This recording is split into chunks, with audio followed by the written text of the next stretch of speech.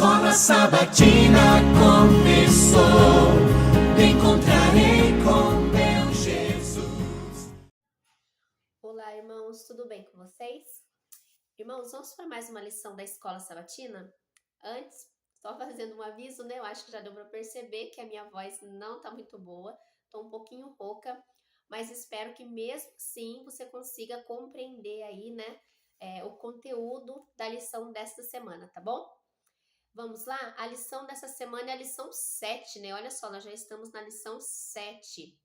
E o tema é Ensinando Discípulos, parte 1. Então, significa que na próxima semana, né, nós vamos estudar aí, então, a parte 2.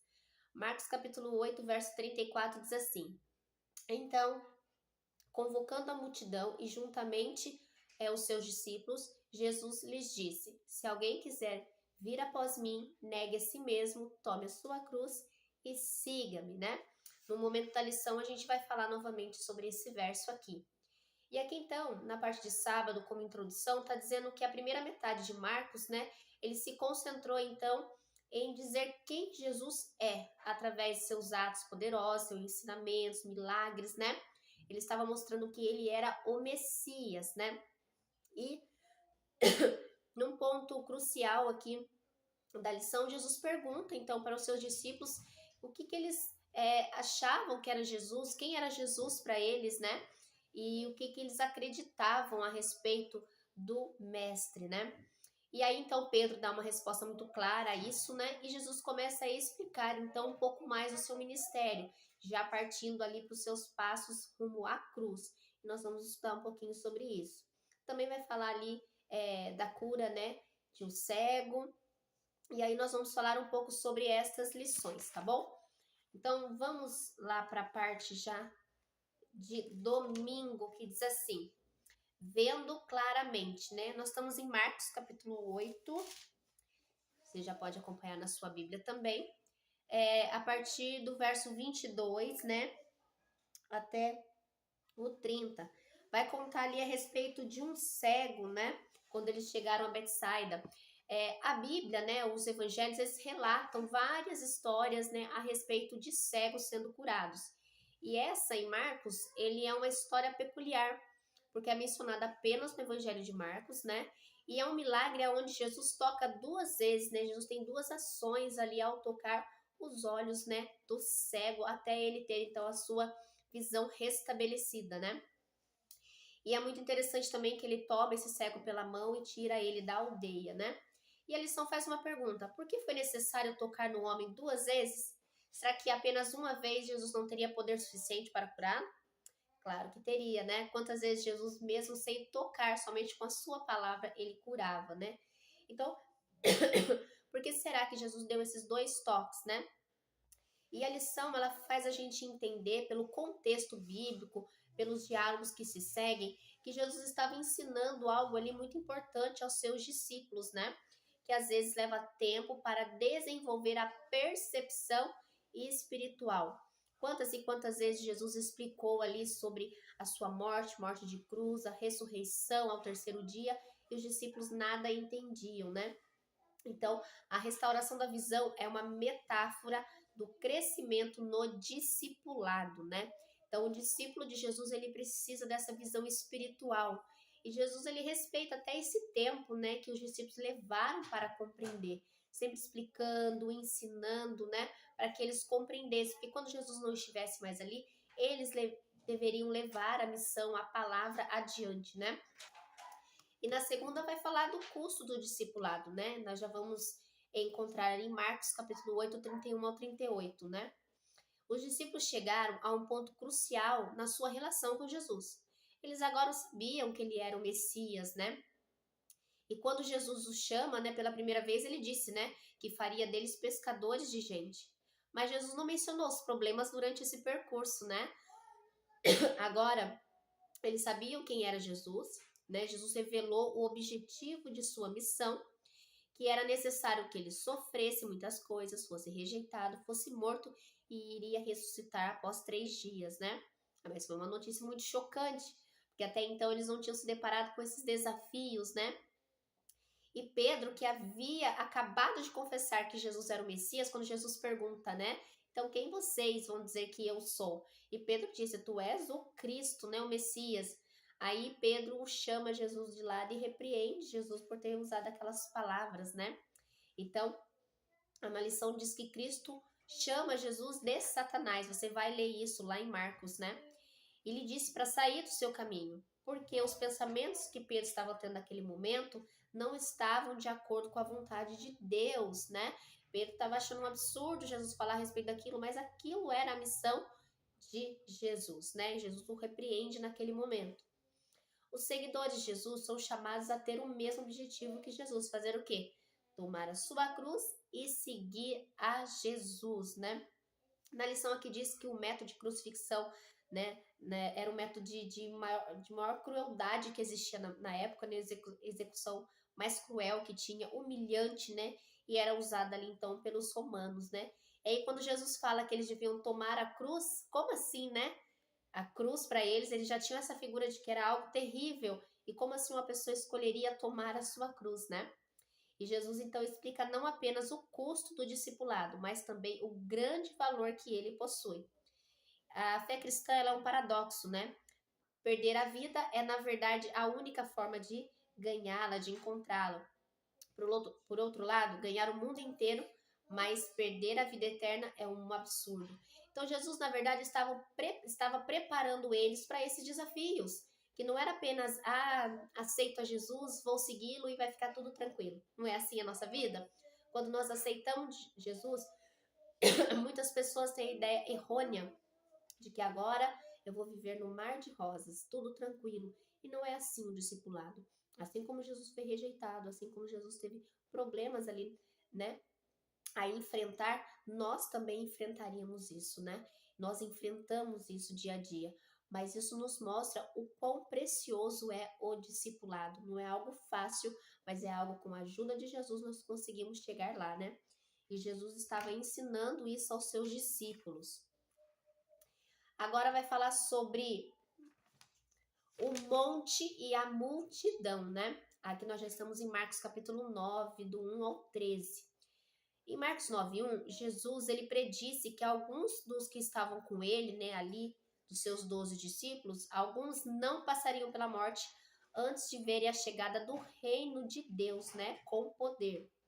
E isso se cumpre dias depois, quando Jesus separa ali Pedro, Tiago e João e leva eles para um monte. E ali acontece, né, a famosa e conhecida, né, passagem sobre o monte da transfiguração. Jesus é transfigurado diante deles na glória do reino celestial. Então, quando Jesus diz que alguns não passariam pela morte, isso se cumpriu alguns dias depois, quando eles veem Jesus ali na glória, né, no seu poder e esplendor. Então, 3 discípulos viram Jesus daquela maneira e se cumpre, então, isso que ele tinha dito alguns dias atrás. Ele leva apenas 3 ali com ele, né? E na lição também está dizendo que Moisés e Elias, eles vieram do céu também para conversar, confortar Jesus pelo aquilo que Jesus tinha para passar, né? E ao descer do monte na manhã seguinte, os 3 discípulos que estavam, né, com Jesus lá, eles perguntam sobre a vinda de Elias, porque existia na época, né, essa crença de que Elias ele viria antes, né, do Messias, ia reaparecer, né? Eles estavam falando aqui do Elias conhecido, o Elias do Antigo Testamento, mas que Elias iria reaparecer antes da vinda do Messias, né? E Jesus então responde que Elias já tinha vindo, fazendo referência ali a João Batista, né? A forma com que João Batista pregava e aquilo que João Batista veio falar. Depois dessa noite também de glória, né? Os discípulos 9 que ficaram, eles passaram por um momento difícil, né? Onde eles não conseguiram curar o menino, né? Que estava com um demônio. E aí então eles esperam Jesus aparecer e todos vão atrás de Jesus para resolver aquela situação, né? E essa história é interessante porque Jesus ele pergunta ali os detalhes, né? E aí o pai fala assim para Jesus: se o Senhor pode fazer alguma coisa, tenha compaixão de nós e nos ajude, né? E no momento que o pai expressa aquilo, né? Ele deixa uma dúvida se o Senhor pode fazer alguma coisa. O pai ali também demonstra que ele tinha algo para se curar, né? E ele mesmo, né? Caindo em si do seu problema, ele fala depois para Jesus, né? Se lança aos pés de Jesus e diz: eu creio, Ajude-me na minha falta de fé, na minha incredulidade, né? Então, o pai entende que não só o menino tinha um problema, mas que ele também tinha ali esta dúvida, né? Ele precisava também ter a sua fé firmada. Então, Jesus cura o menino, né? Expulsa aquele demônio. Já na quarta-feira, nós vamos falar sobre quem é o maior, um questionamento feito ali pelos discípulos em alguns momentos, né? Nós estamos em Marcos 9, 30 a 41. Na primeira predição de Jesus, ele se referiu, né, a respeito da sua morte, sua ressurreição, ele falou sobre aqueles que iriam rejeitá-lo e matá-lo. Já na segunda predição, ele mencionou o fato de que ele também seria traído, né? E os discípulos ainda sem compreender muito sobre isso. E depois Marcos, ele começa a mostrar ali viagens de Jesus, que dá para você perceber que Jesus foi do norte ao sul, né? Nas suas viagens, passando ali pela Galileia. Em algum momento da jornada, os discípulos ficaram um período sozinhos. E quando eles se encontraram, Jesus perguntou para eles do que eles haviam discutido no caminho, de qual era o assunto que eles estavam falando. Ninguém disse nada, ficaram em silêncio. Por quê? Porque eles estavam discutindo quem era o maior. Olha só a discussão, o questionamento dos discípulos, né?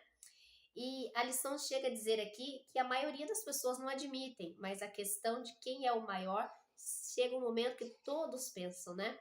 Mas no reino de Deus essa ideia é virada de cabeça para baixo. E olha só a explicação que Jesus dá. Jesus respondendo o problema em duas etapas. Ele respondeu. Primeiro ele declarou que para alguém ser o primeiro, ser o maior, precisava se tornar servo, né? Isso é muito interessante. Então, aquele que quer ser o maior, primeiro ele tem que servir a todos, né? Já deixou ali um pontinho de interrogação nos discípulos, né? E na segunda maneira de declarar isso, Jesus faz ali então como se fosse uma encenação, uma ilustração. Ele coloca uma criança no meio ali, né?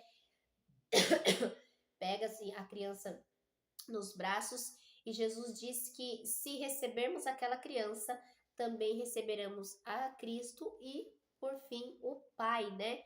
Então, Jesus estava estabelecendo ali, né? Relacionando a criança ao próprio Deus. Então, a criança que era a menor, vamos dizer assim, né? Ali próximo a todos os discípulos, Jesus pega e fala, se você não receber esta criança, não recebe a mim, não recebe ao Pai. Então, os discípulos, infelizmente, eles questionavam isso, né? Quem seria o maior, quem estaria mais próximo de Jesus quando chegasse o seu reino. São preocupações humanas, né? Que às vezes nós temos também. E para finalizar, nós vamos falar sobre o homem saudável no inferno, né? Nós estamos falando agora de Marcos 9, 42 a 50. É um texto intrigante, né? Até vou pegar aqui na minha Bíblia para a gente ler alguns pontos para ficar um pouco mais claro. 9:42. Jesus fala assim: e quem fizer tropeçar a um desses pequeninos crentes, melhor se fora que se lhe pendurasse ao pescoço uma grande pedra de moinho e fosse lançado no mar. E se a tua mão te faz tropeçar, corta, pois é melhor entrares maneta na vida do que tendo as duas mãos ires para o inferno, para o fogo inextinguível. E se teu pé te faz tropeçar, corta, ou é melhor entrares na vida aleijado do que tendo os dois pés ser lançado no inferno. E Jesus começa a fazer uma série de outras comparações. E no 49 ele diz, porque cada um será salgado como fogo. Bom é o sal, mas se o sal vier a tornar insípido, sem gosto, sem sabor, né? Como lhe restaurar o sabor? Tende sal em vós mesmos e paz uns com os outros, né? Então, como entender tudo isso que Jesus falou, né? À primeira vista, né, esse texto parece que não tem muita relação, né? São ensinos que não têm conexão. No entanto, um olhar atento revela que cada ensino ele se liga ao outro, né, sucessivamente. O texto gira em torno de três expressões, né? Leva a tropeçar, fogo e sal.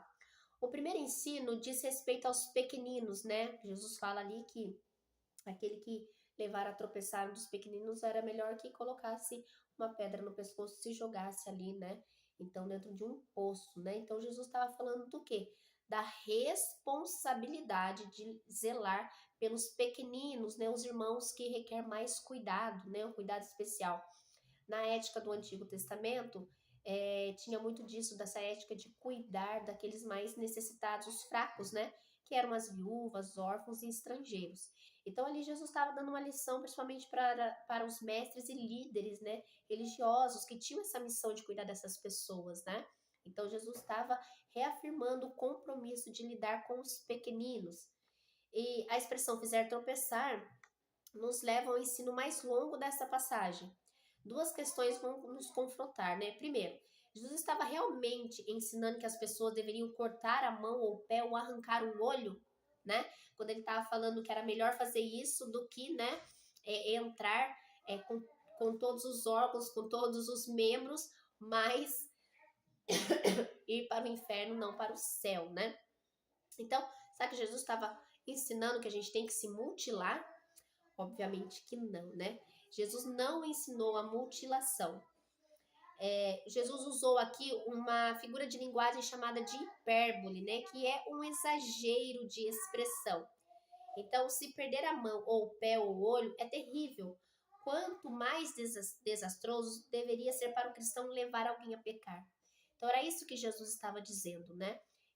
Se nós tivermos atos que levem alguém a pecar, né? Através das nossas atitudes, fizermos isso, isso é algo terrível que nós deveríamos pensar e ser algo importante na nossa vida. Então, Jesus exagera essa figura de expressão para dar a importância que esse tema merece, né? E também que a respeito aqui do fogo, né? Será que esse fogo ele é eterno, ele consome para todo sempre? E nós sabemos que não existe essa doutrina na Bíblia, né? Na verdade, o inferno ele terá consequências eternas, mas não o fogo em si. Os que se perderem não arderão para sempre, mas perecerão. A consequência é eterna. E isso existe uma grande diferença, né? Que nós devemos ficar atentos também. Então é isso, irmãos. A lição dessa semana é essa. Que Deus abençoe a mim e a você para que a gente possa continuar estudando e compreendendo a verdade bíblica. Amém? Vamos orar?